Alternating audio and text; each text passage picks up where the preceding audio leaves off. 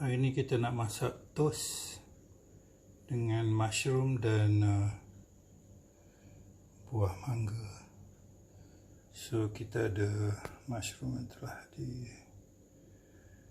dipotong dan ini adalah buah mangga telah kita kupas. 2 biji telur, roti dan olive oil. Bagus pakai olive oil for your heart. Okay, let's get started.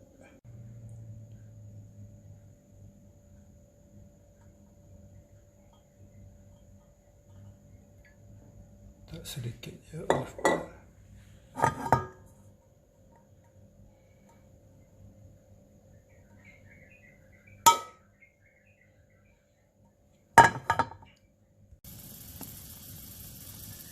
Kita letak semuanya, telur dan atasnya ialah mushroom dan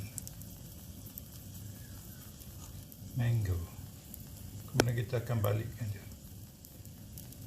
Nak balik ni yang mencabar. Kita letak roti atas, kemudian kita gunakan pinggan dan terbalik dalam pinggan, masuk balik semula ke dalam kuali. So letak pinggan di atas, kemudian biar dia sekejap, kita akan balikkan dia kejap lagi. So kita terbalikkan dalam pinggan dan masuk semula ke dalam kuali.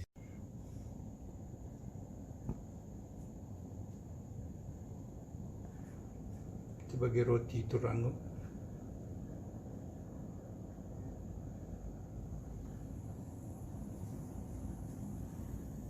Dan mushroom serta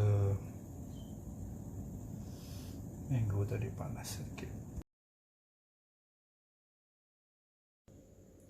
Okay, ini breakfast kita pagi ni.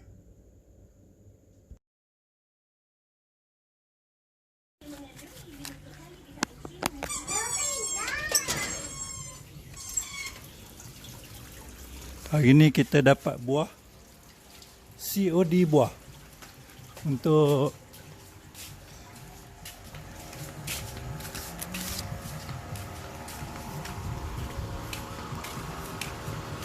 nanti tengok YouTube ya. Tolong kira duit. Ya Rabbi, letak atas ni. Satu. Ya Allah, banyak ah. Letak je, nanti saya ambil. Oh, ni banyak sangat buah. Tolong kira duit.